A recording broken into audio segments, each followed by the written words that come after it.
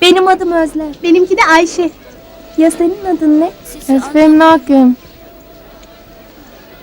Kaçku. Senin arkadaşların... Vakaçkona diyor ki novitaçi. De adam Be aşana novi men. Ayşane. Aşan. aşan ya. Aşan ya.